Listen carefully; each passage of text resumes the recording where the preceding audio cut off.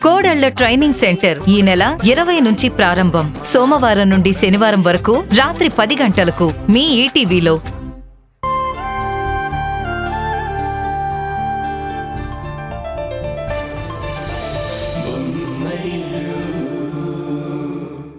అంతేకాదు, మీరంటున్నట్టుగా మురారి హారిక కొడుకు కాదు, మా కొడుకు. మా ఇద్దరి ప్రేమకు ప్రతీకగా పుట్టిన మా కన్న కొడుకు.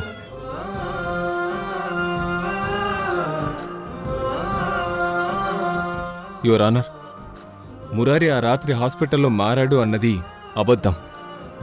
వాడు మా బ్రతుకుల్లో వెలుగులా మారాడు. అదే నిజం, అదే పచ్చి నిజం. చీకట్లో ఉన్న మా జీవితాల్లోకి వెలుగులా వచ్చిన మురారి మా బ్రతుకు పుస్తకానికి చివరి పేజీ వరకు తోడుండే సంతకంలా మారాడు. అందుకే ఈ నిజాన్ని లోకమంతా కలిసి అబద్ధమని చెప్పాలనుకున్నా, మురారి మా కొడుకు కాదని నిరూపించాలనుకున్నా అది ఈ ప్రపంచంలో ఎవ్వరికీ సాధ్యం కాదు. అబద్ధం, అబద్ధం.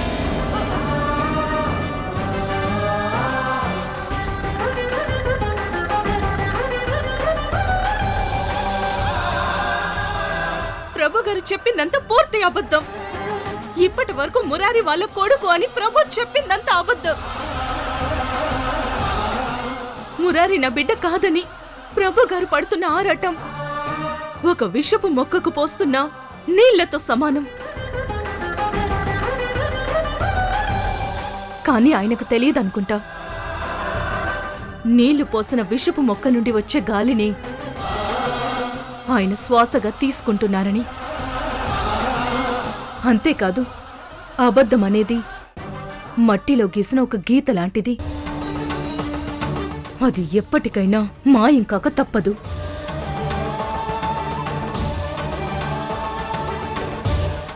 అందుకే ఈరోజు ఆ గీతను చెరిపేసే నిజం నేను బయట పెడతాను. అందరికీ తెలిసేలా నేను చెప్తాను.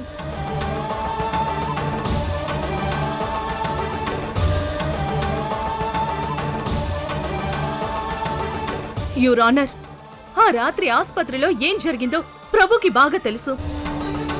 నాకు పుట్టిన బిడ్డను దొంగలించి తిరిగి నన్ను మోసం చేయాలని చూస్తే అది ధర్మం అయిపోతుందా? నేను కన్న బిడ్డ వాళ్ళ బిడ్డగా మారిపోతాడా? సునంద, ప్రభు ఇద్దరు కావాలని మమ్మల్ని మోసం చేస్తున్నారు. ఆ మోసం తాలూకు సాక్ష్యం మేం విన్నాము.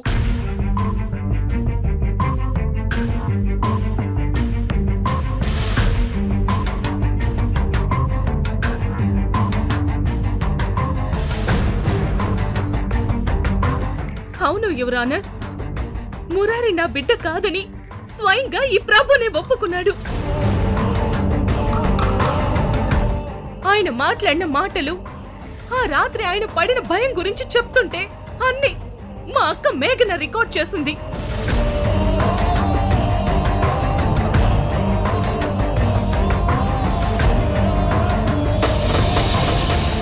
వాళ్ళు పెంచుకుంటున్నది నా బిడ్డను అని ఆ రికార్డింగ్ లో ప్రభు తానే స్వయంగా ఒప్పుకున్నారు. Objection your honour. హారిక గారు ఒక అద్భుతమైన డ్రామాను రక్తి కట్టిస్తున్నారు. రికార్డింగ్ ఉందని, అది కూడా నా క్లయింట్ ప్రభు గారే స్వయంగా చెప్పారు అని అంటున్నారు. సరే, కొద్దిసేపటి వరకు ఆ వాదనే నిజమనుకుందాం. హారిక గారు, ఒకవేళ మీరు చెప్పినట్టుగా ప్రభు మురారి వాళ్ళ బిడ్డ కాదు అనే నిజాన్ని తనే ఒప్పుకుంటే, ఆ నిజాన్ని కోర్టు ముందు ఎందుకు దాచడం? మీ దగ్గరున్న ఆ రికార్డింగ్ మాకు కూడా వినిపించండి. మీరు చెప్పిన దానిలో ఎంతవరకు నిజముందో ఈ కోర్టులో ఉన్న అందరూ వింటారు.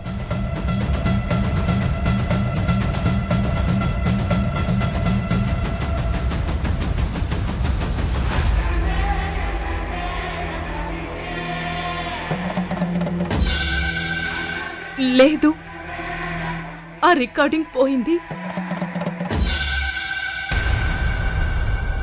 పోయిందా? ఒక సంచలన నిజమని నమ్మబలికిన రికార్డింగ్ సరిగ్గా వినే సమయానికి పోయింది అని చెప్పడం విడ్డూరం కాదా హారిక గారు? అబద్ధం చెప్పట్లేదు లాయర్ గారు. ఆ రికార్డింగ్ ఉన్న ఫోన్ దొంగతనం జరిగి కనబడకుండా పోయింది. ఇంకొక విషయం, ఇదంతా యాదృచ్ఛికం కాదు.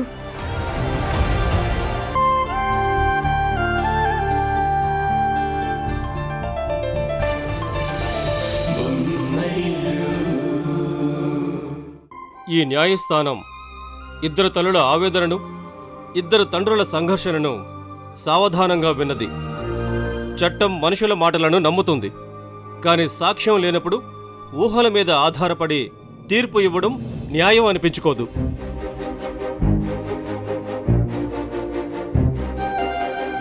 అందుకే ఈ న్యాయస్థానం ఈ కేసును ఒక కీలకమైన మలుపు వైపు తీసుకువెళ్తోంది.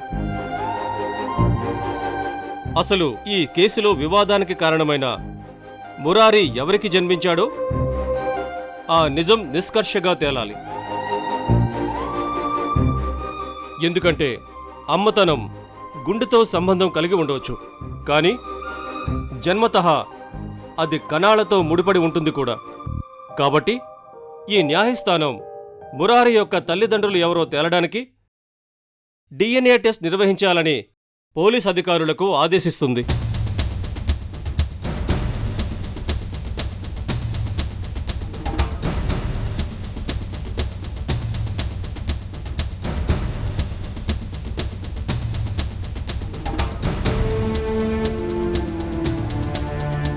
తుది నివేదిక వచ్చే వరకు కోర్టు తన తీర్పును వాయిదా వేస్తూ తదుపరి విచారణకు ఈ కేసుని కొనసాగిస్తున్నాను.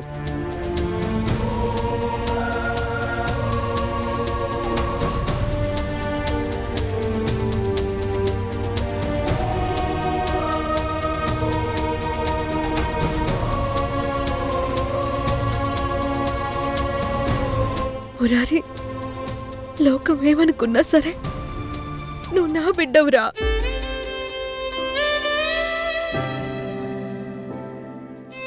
అది సృష్టి కూడా మార్చలేని సత్యం. ఆ దేవుడు కూడా నిన్ను నా దగ్గర నుంచి తీసుకుని వెళ్ళలేడు.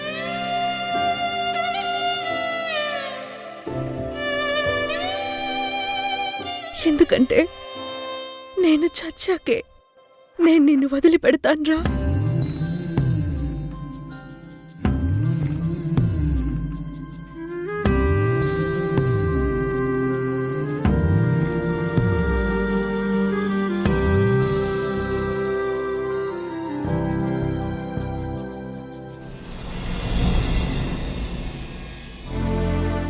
ఏమండి, కోర్టులో ఏం జరుగుంటుందో అని, తీర్పు ఎవరి వైపు వెళ్ళుంటుందో అని తలుచుకుంటే నిమిషం ఒక యుగంలా గడుస్తున్నట్టుగా ఉందండి. చూడు కిరణ్, కాలం అనేది చదరంగం లాంటిది. మనం జరిపే పావుల కంటే విధి వేసే ఎత్తుగడలు చాలా బలంగా ఉంటాయి. ఆ ఎత్తుగడలను ఎదుర్కొని గెలుస్తామా ఓడిపోతామనేది మన చేతిలో లేదు. కేవలం ప్రయత్నం మాత్రమే మన చేతుల్లో ఉంది. మిగతాదంతా కాలం చేతుల్లో ఉంది.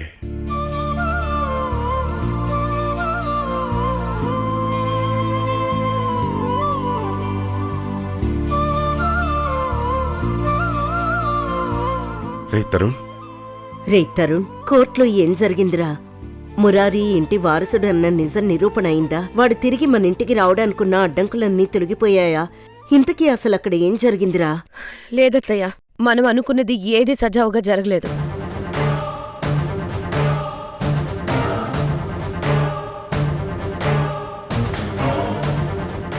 అవునత్తయ్య, మురారి నిజంగా ఎవరి బిడ్డో తేల్చడానికి లాయర్లు పోటాపోటీగా వాదిస్తుంటే మురారి నా రక్తం, నా కొడుకు అని బలంగా చెప్పాల్సిన తరుణ్ ఆ మాటలేవి చెప్పలేక గోడ మీద పిల్లిలాగా వ్యవహరించాడు.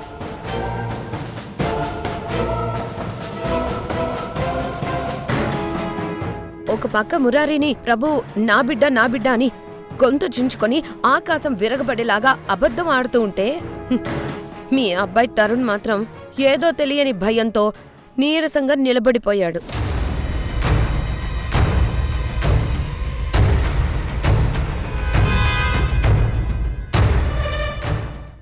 నాకెందుకో తరుణ్ వాళ్ళకం చూస్తుంటే మురారి మన ఇంటికి రావడం తనకిష్టం లేనట్టుగా అనిపిస్తుంది.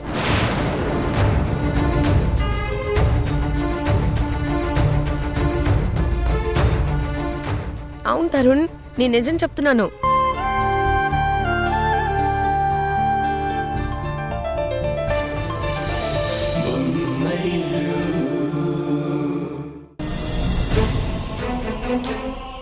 చూడు ప్రభు, కోర్టు వాయిదాకి ఇంకా వారం రోజులే టైం ఉంది. వాయిదాకి 2 రోజుల ముందే డిఎన్ఏ రిపోర్ట్స్ కోర్టుకి అందాలి. అందుకోసం మీరు సునంద గారిని గవర్నమెంట్ ఫోరెన్సిక్ ల్యాబ్కి తీసుకెళ్లి టెస్ట్ చేయించండి.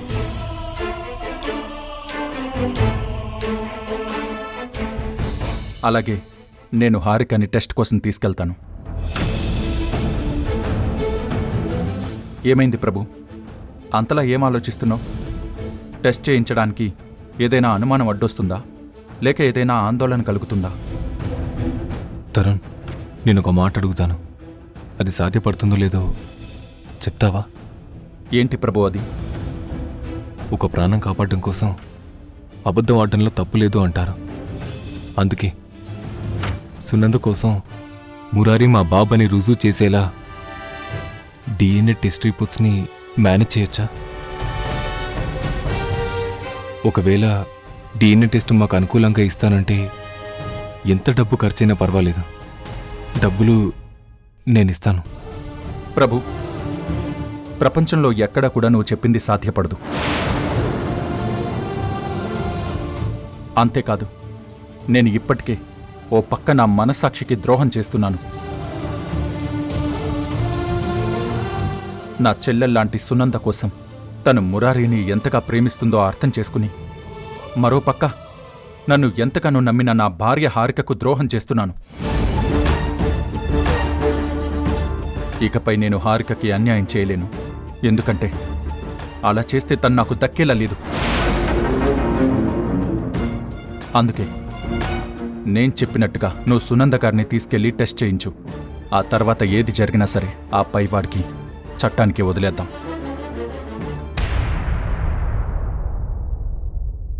ప్రభు, ఒక్క విషయం బాగా గుర్తుపెట్టుకో. ఈ ప్రపంచంలో డబ్బు అడ్డం పెట్టుకుని మనుషుల్ని కొనొచ్చు, పదవులు కొనొచ్చు, అధికారాలు కొనొచ్చు, చివరికి నిలువెత్తు సాక్ష్యాల్ని కూడా మసి చేయొచ్చు. కానీ విధిరాత రాసే నిజాన్ని మాత్రం కొనలేము.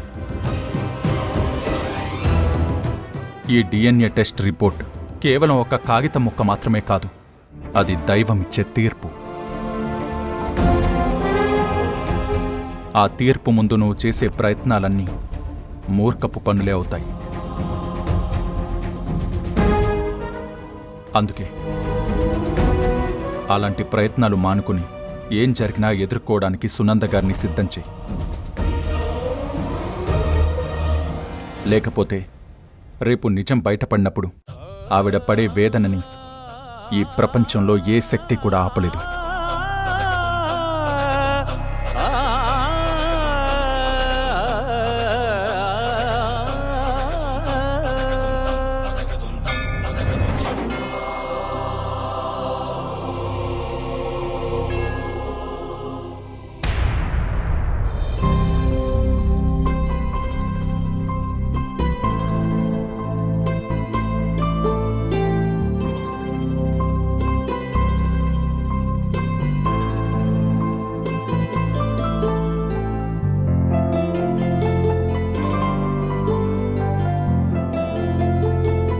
ఏవండి,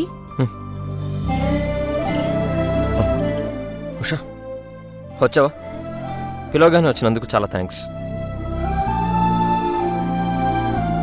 ఇదిగో, నువ్వు ఈ మధ్య సరిగ్గా తినడం లేదని నాకు అర్థమైంది. దానికి తోడు పుట్టబోయే నా బిడ్డ కోసం డాక్టర్ సజెస్ట్ చేసిన ఫ్రూట్స్, ఐరన్ రిచ్ డేట్స్ తీసుకొచ్చాను.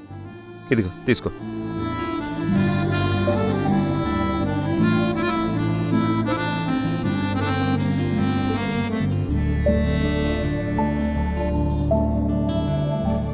ఏంటి అలా చూస్తున్నావు? నువ్వు ప్రెగ్నెంట్ కాబట్టి నువ్వు ఎప్పుడు అడిగితే అప్పుడు నేను సర్వీస్ చెయ్యాలి అన్నావు. కానీ ఇప్పుడు నేను నీ కడుపులో ఉన్న నా బిడ్డ కోసం, బిడ్డ ఆరోగ్యం కోసం ఆలోచించి నువ్వు తినాల్సినవి నువ్వు అడగకుండానే తీసుకొని వచ్చాను. అందుకే నీకు నాపై ఎంత కోపం ఉన్నా బిడ్డ కోసం నువ్వు ఇవి తినక తప్పదు.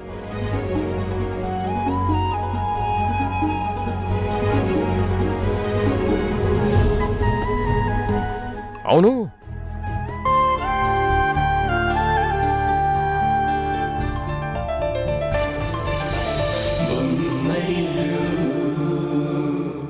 పద నాన్న, నీకేమైనా తినిపిస్తాను.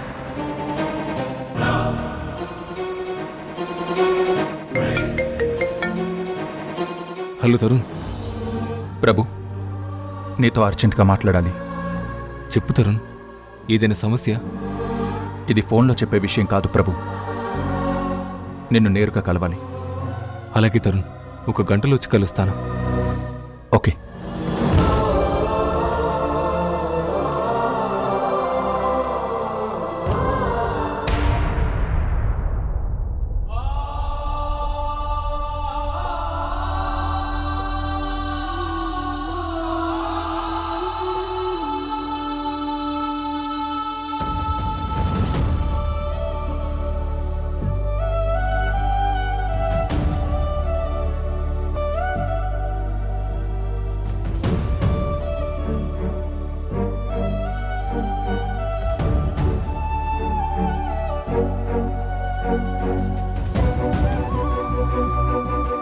DNA టెస్ట్ మాకు అనుకూలంగా ఇస్తానంటే ఎంత డబ్బు ఖర్చైనా పర్వాలేదు, డబ్బులు నేను ఇస్తాను.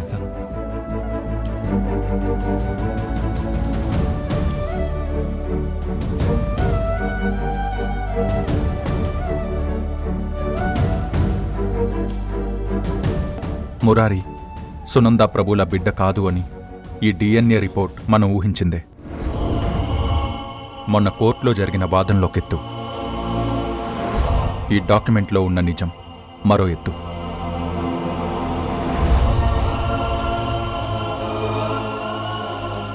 సత్యం ఎంత చేదుగా ఉన్నా అది కాలమనే తెర వెనక దాకలేదు అన్నట్టు ఈ నిజం అందరికీ తెలిసే టైం వచ్చింది. యాక్చువల్గా ఇది డైరెక్ట్గా కోర్టులో సబ్మిట్ చేయాల్సిన డాక్యుమెంట్. అంతేకాదు, నేను ఈ కేసులో ఒక తండ్రిగా ముడిపడి ఉన్నా పోలీస్ ఆఫీసర్ని కాబట్టి నాకున్న పరిచయాలతో ముందస్తుగా నా చేతికి ఈ రిజల్ట్ వచ్చింది.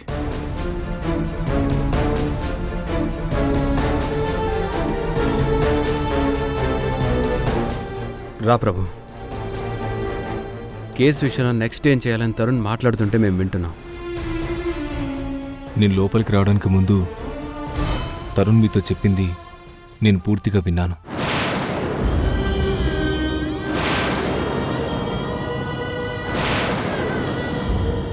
తరుణ్, నువ్వేదో నన్ను మభ్యపెట్టాలని చూడకు. అయితే నువ్వు విన్నది కరెక్టే ప్రభు. ఈ విషయం చెప్పడానికి నిన్ను రమ్మని పిలిచాను.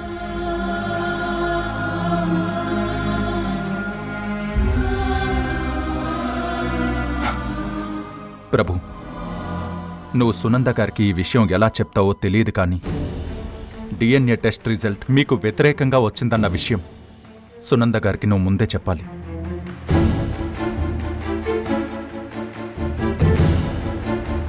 ఎందుకంటే కోర్టులో హఠాత్తుగా నిజం తెలిసిన తర్వాత సునంద గారు షాక్లో ఎలా రియాక్ట్ అవుతారో చెప్పలేము. కాబట్టి ఆ నిజాన్ని తనకి నువ్వు ముందే చెప్తే కనీసం సునంద గారి ప్రాణాలకి కొంతవరకైనా రక్షణగా ఉంటుంది.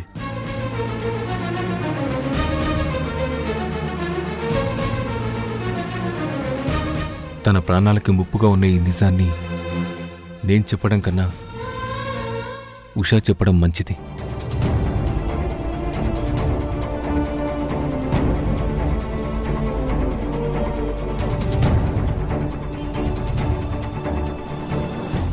ఎందుకంటే మురారి తన బిడ్డ కాదన్న నిజాన్ని సునంద కళ్ళలోకి చూసి చెప్పేంత ధైర్యం నాకు లేదు.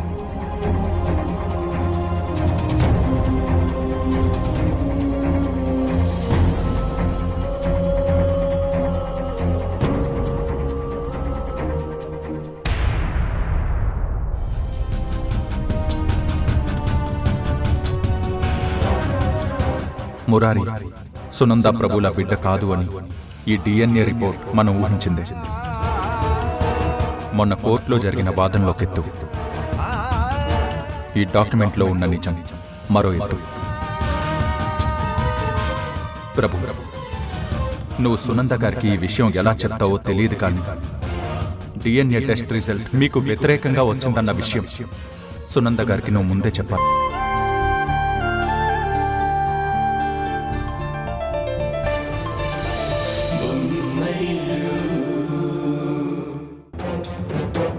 కార్తీక్ అడిగిన డబ్బు కంపెనీ అకౌంట్ నుంచి తీస్తే పని అయిపోతుంది. ఒకవేళ దానికి సంజయ్ అడ్డుపడతాడేమో. అడ్డుపడితే అప్పుడు చూసుకుందాంలే. అయినా అది నా కంపెనీ. సంజయ్ ఎండి సీట్లో కూర్చున్న ఎంప్లాయ్ మాత్రమే. అవును సుహాసిని, పొరుట్లో 4 పిల్లల్ని పోగొట్టుకున్న నేను మురారి కడుపులో ఉన్నప్పుడు చాలా భయంతో ఉండేదాన్ని. ఎవరితోనూ ఎక్కువగా మాట్లాడేదాన్ని కాదు. ఆఖరికి మా ఆయన్ని కూడా ఆ టైంలో చాలా ఇబ్బంది పెట్టేదాన్ని. నేనెంత ఇబ్బంది పెట్టినా ఆయన మాత్రం ఎప్పుడు నాతోనే ఉంటూ నాకు చాలా ధైర్యం చెప్పేవారు. నన్ను సంతోషంగా ఉంచడం కోసం ప్రయత్నిస్తూనే ఉండేవారు. అలా రోజులు గడుస్తూ ఉండగా డెలివరీ రోజు రానే వచ్చింది. ఆ రోజు నాకు పురిట్ నొప్పులు ఇచ్చే బాధ కన్నా ఈసారన్నా బిడ్డ బతుకుతాడా లేదా అన్న బాధ, భయం ఎక్కువగా ఉంది. ఆ బాధల్ని, భయాల్ని పోగొడుతూ మృత్యుంజయుళ్లా వచ్చాడు నా మురారి. నేను స్పృహలోకి వచ్చి చూసేసరికి నా పక్కనే ఉన్నాడు నా మురారి. కళ్ళు తెరిచి ఈ అమ్మనే చూస్తున్నాడు. ఆ చూపులో నాకు, అమ్మా, నేను నీకోసమే వచ్చాను, నీతోనే ఉంటాను, నువ్వు భయపడకు అని చెప్పినట్టు అనిపించింది. ఆ క్షణం నుండి నా సంతోషానికి అవధులు లేవు. నాకు నేను మళ్ళీ పుట్టినట్టు అనిపించింది. ఆ క్షణం నుండి ఈ క్షణం వరకు మురారిని నా ప్రపంచంగా మారిపోయాడు. నేనెప్పుడు చెప్పేదొక్కటే, మురారి నా కొడుకు మాత్రమే కాదు, నా ఊపిరి, నా జీవితం, నా సర్వస్వం.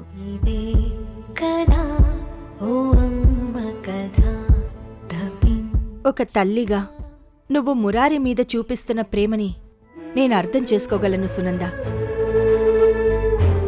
నీలా ప్రేమించే తల్లి దొరకటం మురారి అదృష్టం. కానీ ముఖ్యమైన విషయం ఏంటంటే, ప్రభుగారిలా ప్రేమించే భర్త దొరకటం నీ అదృష్టం. నేను ప్రభుగారిని చూస్తున్న ఈ కొద్ది రోజుల్లోనే తను నిన్ను ఎంతగా ప్రేమిస్తున్నాడో కళ్ళారా చూశాను.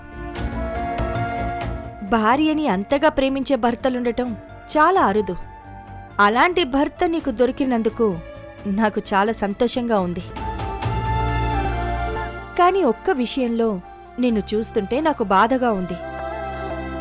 ఏంటది? నువ్వెప్పుడూ మురారి ప్రపంచంలో ఉంటూ ప్రభుగారిని సరిగ్గా పట్టించుకోవడం లేదేమో అనిపిస్తోంది. నీ ప్రేమనంతా మురారి మీద చూపిస్తూ ప్రభుగారు నీ మీద చూపిస్తున్న ప్రేమని సరిగ్గా అర్థం చేసుకోవట్లేదేమో అనిపిస్తోంది. నువ్వు మురారికిచ్చినంత ఇంపార్టెన్స్ ప్రభుగారికి ఇవ్వట్లేదేమో అనిపిస్తోంది. అదేంటే అలా అంటావు? నేను అలా ఎందుకు చేస్తాను? నాకు వాళ్ళిద్దరూ 2 కళ్ళు. 2 కళ్ళల్లో ఒకదాన్ని తక్కువగా, ఇంకో దాన్ని ఎక్కువగా చూడలేం కదా. ఇంకా ఇంపార్టెన్స్ అంటావా? ఒకసారి భార్య తల్లిగా మారిన తరువాత కొన్ని విషయాల్లో మార్పులొస్తాయే. పిల్లలు బాగోగులు చూసుకునే క్రమంలో తెలియకుండానే భర్తతో కొంత గ్యాప్ క్రియేట్ అవుతుంది. అంటే దాని అర్థం భర్తని పట్టించుకోవడం లేదని కాదు కదా.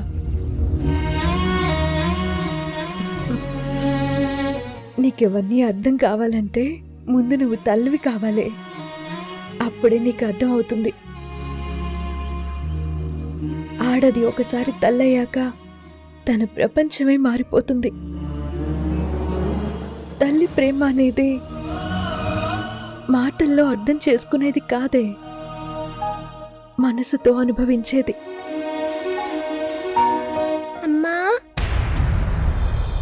అదిగో మురారి నిద్రలేచినట్టున్నాడు. నేను ఇప్పుడే వస్తానుండు.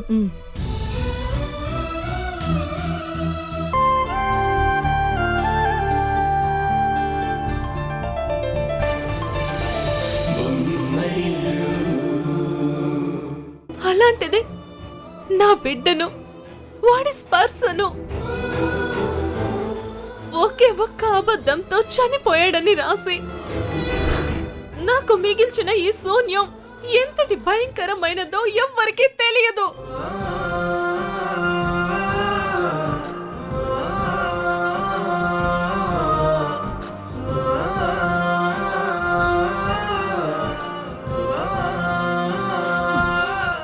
అందుకే మురారి నా బిడ్డ అని చెప్పడానికి ఏ సాక్ష్యం అవసరం లేదు. ఎందుకంటే వాణ్ణి మోసిన ఈ గర్భానికి తెలుసు తను మోసిన రూపం ఎలాంటిదో. నేను ఇప్పటికీ అదే చెప్తున్నాను. మురారి నా కొడుకు, వాడు నా రక్తం.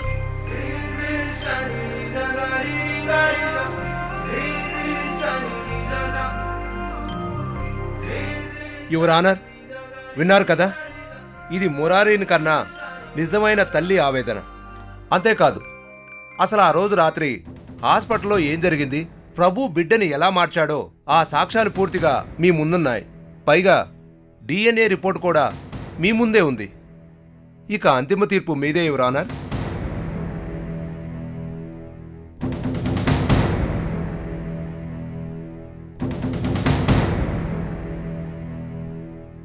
సునంద గారు, మీరేదైనా మాట్లాడాలనుకుంటున్నారా? మీరేమనుకుంటున్నారో మాట్లాడండి.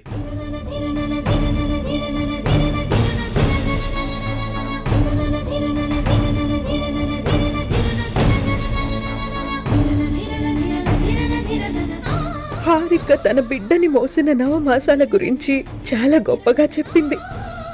అది ఒక తల్లిగా తన హక్కు. కానీ నా గర్భంలో చిగురించి రాలిపోయిన 4 బిడ్డల కోసం ఆ 4 నవమాసాలు నేను ఎంత నరకం అనుభవించానో ఆ 4 బిడ్డలకి ఊపిరి పోసిన నా ప్రాణానికి తెలుసు. కన్న ప్రేగు కోసం ఎదురు చూసిన ఈ కన్న తల్లి గుండెకి తెలుసు.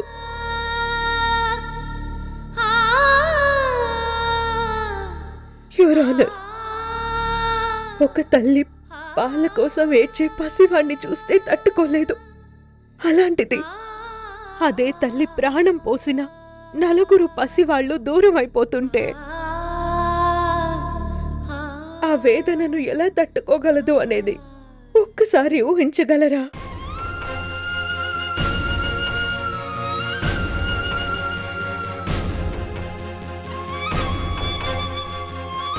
హారిక చెప్పినట్టు 9 మాసాలు మోస్తేనే తల్లనుకుంటే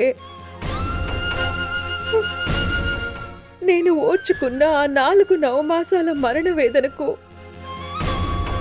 మీరు ఏమని పేరు పెడతారు? యువర్ ఆనర్, నాకు డెలివరీ జరిగిన రోజు రాత్రి నేను నా బాబుని చూడడం, వాడి ఏడుపుని వినడం నాకు గుర్తులేదని నేను చెప్పిన ఈ మాటల్ని నమ్మడానికి సిద్ధపడిన ఈ కోర్టు ఈ 4 నవమాసాల చీకటి తరువాత నా బాధని ఆపడానికి వెలుగులో వచ్చిన మురారి నా బిడ్డే అన్న నిజాన్ని ఎందుకు నమ్మదు?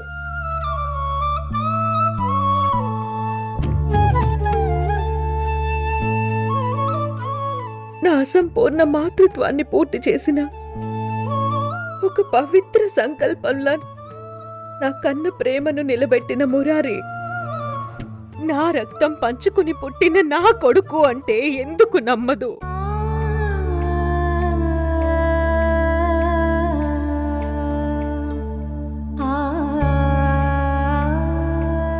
నేను పడ్డ వేదన, నేను దాచుకున్న ఆశలు, నేను కన్న కలలు ఇవన్నీ కలిసి ఒక ప్రాణమై నా కడుపున పుట్టాడు మురారి. అలాంటి నా రక్తం, నా ఊపిరిలో నుండి పుట్టిన మరో శ్వాసని నా కొడుకు అంటే మీరు ఎందుకు నమ్మరు?